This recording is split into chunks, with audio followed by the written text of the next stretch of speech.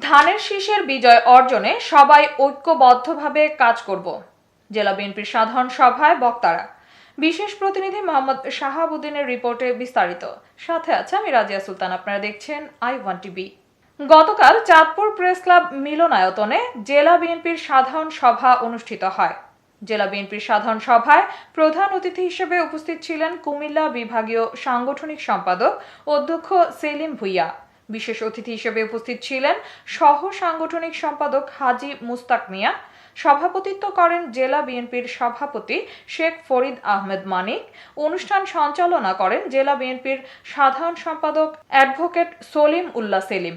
জেলা বিএনপির সাধারণ সভায় জেলা বিএনপির শীর্ষ নেতৃবৃন্দ ও আগামী ত্রয়োদশ জাতীয় সংসদ নির্বাচনে ধানের শীষের মনোনয়ন প্রত্যাশীরা ছাড়াও চাঁদপুর জেলার প্রতিটি উপজেলা ও পৌরসভা বিএনপির প্রায় সকল শীর্ষ নেতৃবৃন্দ অংশগ্রহণ করেন।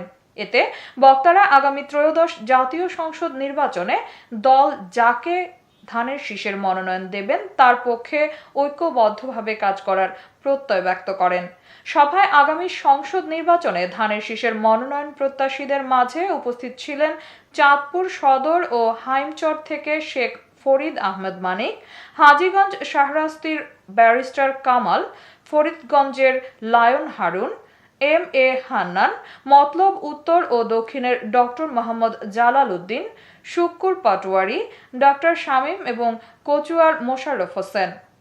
সংস্কারের কথা এখানে বলা আছে এবং সেই কথাগুলি আমরা মানুষের দুয়ারে দুয়ারে পৌঁছে দিচ্ছি এবং রাষ্ট্রকে কিভাবে আমরা ঢেলে সাজাবো সেটার চিন্তা আমাদের নেতা তারেক রহমান করছেন এবং আগামীতে বিএনপি ইনশাল্লাহ ক্ষমতায় আসলে আমাদের নেতা জনাব তারেক রহমান প্রধানমন্ত্রী হবেন ইনশাল্লাহ এবং উনি প্রধানমন্ত্রী হলে এই দেশটাকে আমরা একটা সমৃদ্ধশালী দেশে আমরা পরিণত করব।